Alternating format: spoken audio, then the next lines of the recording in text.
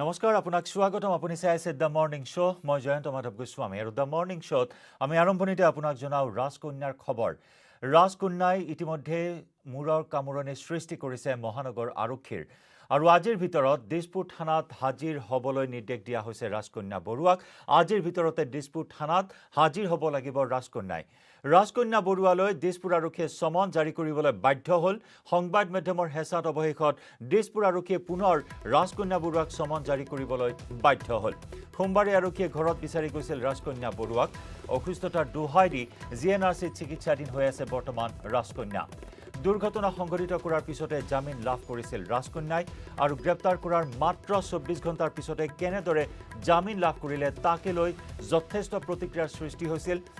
জামিনযোগ্য ধাৰা আৰোপ কৰা হৈছিল ৰাজকন্যা বৰুৱাৰ বিৰুদ্ধে আৰু তাৰ পৰিপ্ৰেক্ষিতত মাত্ৰ 24 ঘণ্টাৰ ভিতৰতে জামিন লাভ কৰি ওলাই গৈছিল ৰাজকন্যাই সুৰামত্ত অৱস্থাত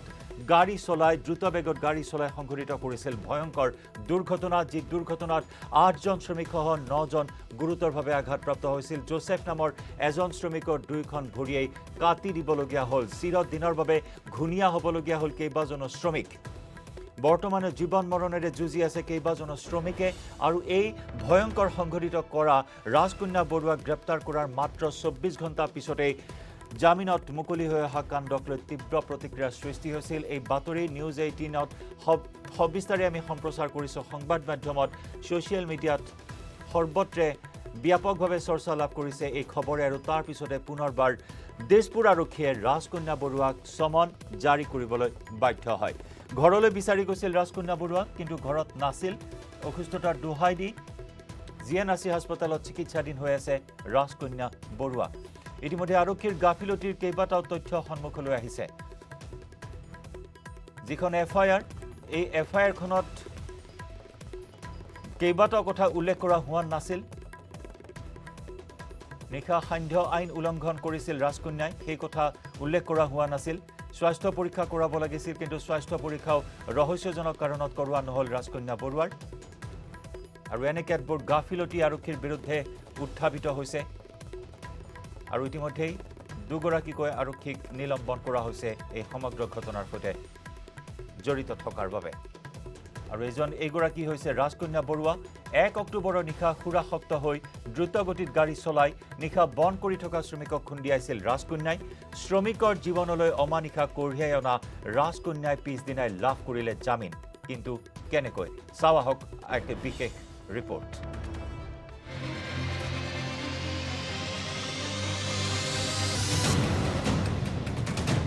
যাৰ ফলশ্ৰুতিত পিছদিনাই জামিন লাভ কৰিলে নিয়মৰ উপৰি নিয়ম ভঙা তথাকথিত মডেল ৰাজকন্যা বৰুৱাই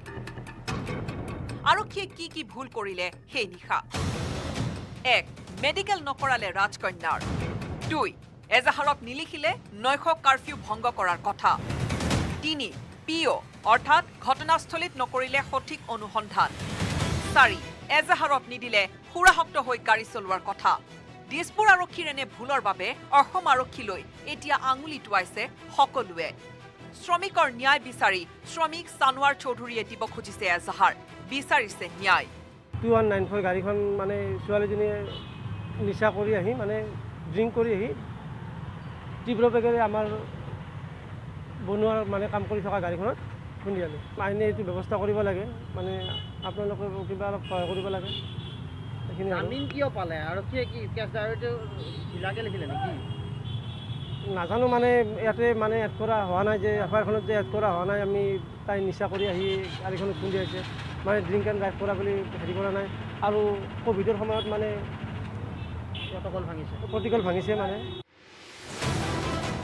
ৰাজকন্যা বৰুৱাৰ ক্ষেত্ৰত সন্দেহৰ আপৰ্তলৈ অহা দিছপুৰ আৰক্ষীৰ 2 বিষয়া আভাৰণী গগৈ চাহিৰ আলীৰ কৰা হৈছে ৰিজাৰ্ভ ক্লজ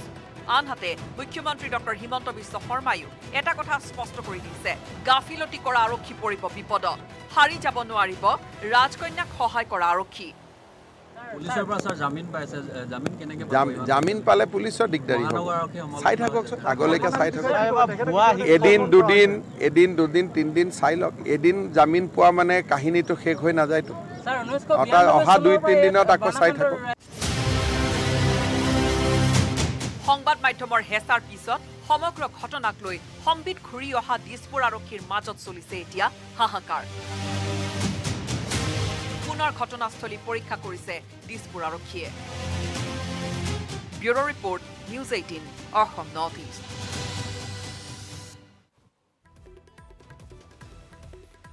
আৰু এইখিনি মুহূৰ্তত আমি অধিক খবৰ লাভ কৰিবলৈ যোগাযোগ স্থাপন কৰিছোঁ আমাৰ জ্যেষ্ঠ সাংবাদিক ৰাজু বৰুৱাৰ সৈতে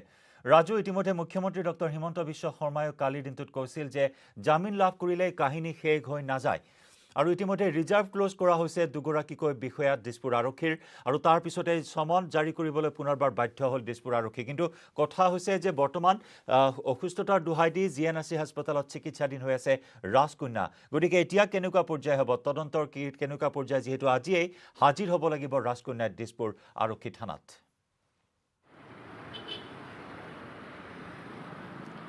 চাওক জয়ন্ত যিহেতু হাজিৰ হ'বলৈ দিয়া হৈছিলে ৰাজকন্যা বৰুৱাক আৰু কালিৰ দিনটোত সমন জাৰি কৰা হৈছিলে দিছপুৰ থানাই সমন জাৰি কৰিছিল আৰু সমন জাৰি কৰাৰ সময়তে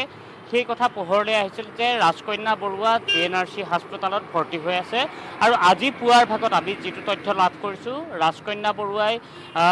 চিকিৎসকক এটা কথা কৈছে যে তেওঁ কাৰো সৈতে কথা পাতিব নিবিচাৰে বা তেওঁ কোনো কথা জনাব নিবিচাৰে সংবাদ মাধ্যমত সেই কথাও ইতিমধ্যে আমি অৱগত হৈছোঁ কিন্তু আটাইতকৈ ডাঙৰ প্ৰশ্নটো যে আমি যিখন প্ৰতিবেদন প্ৰস্তুত কৰিছিলোঁ জয়ন্ত সেই প্ৰতিবেদনৰ শেষত মুখ্যমন্ত্ৰী ডক্টৰ হিমন্ত বিশ্ব শৰ্মাই ক'বলগীয়া হৈছে যে ৰাজকন্যা বৰুৱাই এবাৰ জামিন লাভ কৰিব পাৰে কিন্তু আপোনালোকে চাই থাকক যে ৩-৪ দিনৰ ভিতৰত যিকোনো ঘটনা হ'ব পাৰে বা অৰ্থাৎ তেওঁক গ্ৰেপ্তাৰ কৰিব লগা পৰিৱেশ আহিব পাৰে গতিকে এগৰাকী মুখ্যমন্ত্ৰীয়ে অসমৰ যিখন ৰাজ্যত যথেষ্ট সমস্যা আছে 100 এবুৰি সমস্যা য'ত আছে সেই 100 এবুৰি সমস্যাৰ সৈতে এগৰাকী মুখ্যমন্ত্ৰীয়ে যুঁজিব নে তাৰ পৰিৱৰ্তে এনেধৰণৰ ৰাজকন্যা বৰুৱাই কাক কেনেধৰণে খুন্দিয়ালে বা ৰাজকন্যা বৰুৱাই জামিন কেনেকৈ লাভ কৰিলে এইবোৰ কথাটো যদি এগৰাকী মুখ্যমন্ত্ৰীয়ে হস্তক্ষেপ কৰিব লাগে গোটেই বিষয়টো কিন্তু সঁচাকৈয়ে এটা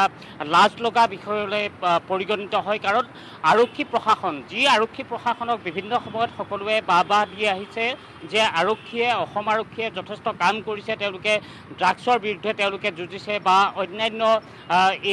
এতিয়া যদি আমি চোৱা যায় তেনেহ'লে দালাল যি চক্ৰ আছে সেই দালাল চক্ৰৰ সৈতে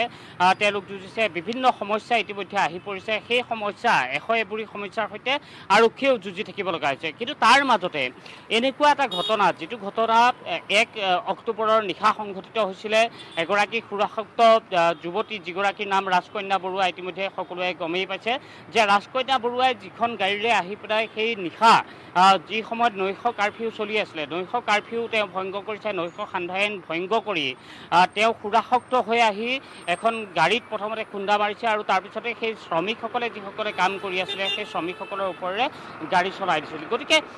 এই গোটেই প্ৰসংগটোত কেনেধৰণে আচলতে ৰাজকন্যা বৰুৱাই জামিন লাভ কৰিলে ইতিমধ্যে আপুনিও কৈছে যে দুগৰাকীকৈ আৰক্ষী বিষয়া SI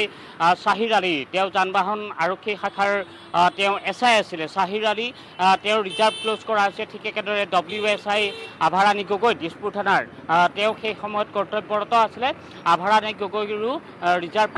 ক্লোজ কৰা হৈছে কিন্তু আমি যেতিয়া কালি শ্বাহিৰ আলীৰ সৈতে কথা পাতিছিলোঁ তেতিয়া কিছু কথা গম পাইছিলোঁ যে তেওঁ কৈছে যে উচ্চপদস্থ তেওঁৰ সন্মুখত আৰক্ষী আছিলে আৰক্ষী বিষয়া আছিলে সেই আৰক্ষী বিষয়াৰ সন্মুখত তেওঁ FIR লিখিছিলে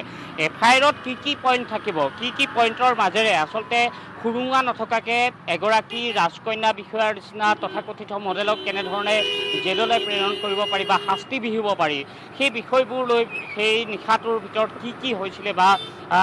এতিয়া যদি আমি চাওঁ তেনেহ'লে অকল আভাৰাণী গগৈ আৰু শ্বাহিৰ আলী তেওঁলোকৰ ওপৰতে শাস্তি বিহি পেলাই যদি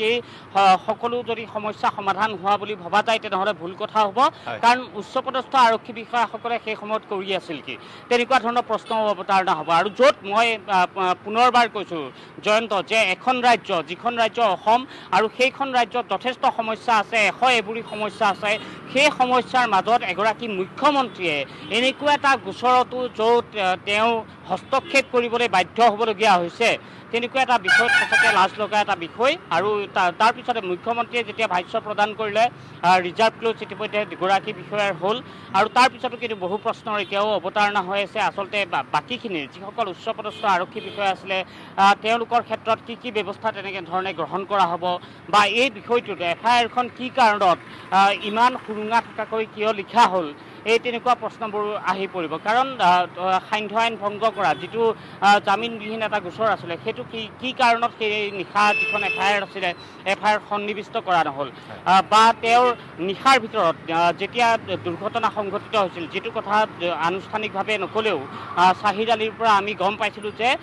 সেই নিশাৰ ভিতৰত ৰাজকন্যা বৰুৱাৰ কোনো ধৰণৰ মেডিকেল কৰোৱা হোৱা নাছিলে অৰ্থাৎ মেডিকেল আপুনি 2 ঘণ্টাৰ ভিতৰত কৰিব লাগিব জয়ন্ত যে যেতিয়া এখন গাড়ীয়ে দুৰ্ঘটনা কৰিব দুৰ্ঘটনা সংঘটিত কৰা গাড়ীখন বা দুৰ্ঘটনাত পতিত হোৱা লোকসকল তেওঁলোকৰ মেডিকেল কৰোৱা হ'ল দুৰ্ঘটনা পতিত যিসকল হ'ল শ্ৰমিকসকল হ'ল তেওঁলোকৰ মেডিকেল কৰোৱা হ'ল কিন্তু ৰাজকন্যা বৰুৱাৰ ক্ষেত্ৰত কিয় মেডিকেল নিশাৰ ভাগত কৰোৱা নহ'ল যদি সুৰাসক্ত আছিলে যিহেতু অভিযোগ উত্থাপন হৈছে সুৰাসক্ত আছিলে বুলি সুৰাসক্ত এগৰাকী যুৱতীৰ ক্ষেত্ৰত কি কাৰণত এনেধৰণে সৰু সৰু সুৰুঙা ৰখা হ'ল আৰু ইয়াৰ উপৰিও আমি যিখিনি তথ্য লাভ কৰিছোঁ ৰাজকন্যা বৰুৱাই ইয়াৰ আগতেও এনেকুৱা ধৰণৰ কিছু তেওঁ দুৰ্ঘটনা সংঘটিত কৰিছিলে দুৰ্ঘটনা সংঘটিত যদি আপুনি এবাৰ কৰে দুবাৰ কৰে 3বাৰ যেতিয়া আপুনি কৰিব তেতিয়া কিন্তু আপোনাৰ আচলতে লাইচেন্সখন আপোনাৰ যিখন অনুজ্ঞাপত্ৰ আছে বাহন চলোৱাৰ সেই অনুজ্ঞাপত্ৰ বাতিল কৰিব লাগে কিন্তু এই ক্ষেত্ৰত যিখন আইন আছে MVI সেই আইন মতে কিয় এতিয়ালৈকে ৰাজকন্যা বৰুৱাৰ ক্ষেত্ৰত কোনো ধৰণৰ ব্যৱস্থা গ্ৰহণ কৰা নহ'ল যদিও আমি এই মুহূৰ্তত নাম ল'ব খোজা নাই বিভিন্নজনৰ ফোন আহিছে তেওঁলোকে বিভিন্ন কথা অৱগতও আমাক কৰাইছে যে অমুকক খুন্দিয়াইছিলে তমুকক খুন্দিয়াইছিলে কিন্তু আমি নাম এতিয়া সেইসকলৰ নলওঁ কিন্তু এতিয়া গোটেই পৰিৱেশটো তেনেকুৱা আহি পৰিছে যে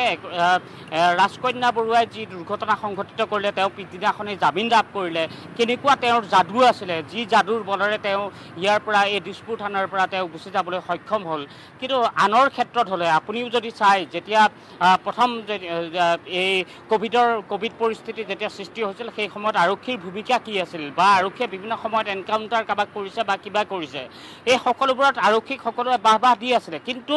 এই দিছপুৰ আৰক্ষীৰ যিটো কাণ্ড হ'ল ৰাজকন্যা বৰুৱাৰ ক্ষেত্ৰত যিবোৰ সুৰুঙা ৰখা হ'ল এই কথাবোৰে কিন্তু বিভিন্ন প্ৰশ্ন এতিয়া উত্থাপন কৰিছে আৰক্ষীৰ ওপৰত চকু উঠাইছে আৰক্ষীৰ ওপৰত আঙুলি উঠাইছে আৰু ইয়াৰ লগতে বিশেষকৈ মুখ্যমন্ত্ৰীয়ে যেতিয়া হস্তক্ষেপ কৰিব লগা এটা বিষয় আহি পৰিছে গতিকে গোটেই বিষয়টো সঁচাকৈ অসম আৰক্ষীৰ বাবে আজিৰ তাৰিখত যদি চোৱা যায় তেনেহ'লে অসম আৰক্ষীয়ে যিমান ভাল কাম কৰিলেও এটা বেয়া কামে কিন্তু অসম আৰক্ষীক এতিয়া লজ্জানত কৰিব পাৰে ধন্যবাদ ৰাজু ধন্যবাদ জ্ঞাপন কৰিছোঁ আপোনাক বিস্তৃতভাৱে এইখিনি কথা আপুনি আমাক জনাইছে যে ইতিমধ্যে চিকিৎসকে জনাইছে যে ৰাজকন্যাই কাৰোৰে সৈতে কথা পাতিব নোৱাৰে এইখিনি মুহূৰ্তত অৰ্থাৎ আজি হাজিৰ হয় নে নহয় সেয়াও এই মুহূৰ্তত ৰহস্যৰ আৱৰ্তত সোমাই পৰিছে সমগ্ৰ বিষয় ৰাজুৱে ইতিমধ্যে আমাক জনাইছে যে ঘটনাস্থলীত পুনৰ চিন ৰিক্ৰিয়েশ্যন কৰা হ'ব গতিকে এই ক্ষেত্ৰত তদন্ত কি পৰ্যায়ত আগবাঢ়ে পৰৱৰ্তী সময়ত অতি লক্ষণীয় হ'ব যিটো বিষয়ত হস্তক্ষেপ কৰিবলগীয়া হৈছে মুখ্যমন্ত্ৰী ডক্টৰ হিমন্ত বিশ্ব শৰ্মাই মটৰ পৰিবহণ বিভাগৰ আইনৰ কথা আছে সেই আইনৰ কেতবোৰ কঠোৰ নীতি নিয়ম আছে কিন্তু সেইবিলাক কোনো ধৰণৰ নীতি নিয়ম আৰোপ কৰা হোৱা নাই ৰাজকন্যা বৰুৱাৰ ক্ষেত্ৰত গতিকে কেনেদৰে কি সুৰুঙাৰে ৰাজকন্যা বৰুৱা ওলাই গ'ল তাৰ বাবে এতিয়া সকলোৱে প্ৰতিক্ৰিয়াৰ সৃষ্টি হৈছে সকলোৱে প্ৰতিক্ৰিয়া প্ৰকাশ কৰিছে আৰু এই ক্ষেত্ৰত আৰক্ষীয়ে পৰৱৰ্তী সময়ত কি ভূমিকা গ্ৰহণ কৰে সেয়া হ'ব অতি লক্ষণীয় কিন্তু জোচেফ নামৰ এগৰাকী শ্ৰমিকে চিৰকালৰ বাবে হেৰুৱাবলগীয়া হ'ল 2খন ভৰি মাতাল খুৰাৰ দাগিত মাতাল হৈ থকা এইগৰাকী তথাকথিত মডেল ৰাজকন্যা বৰুৱাৰ বাবে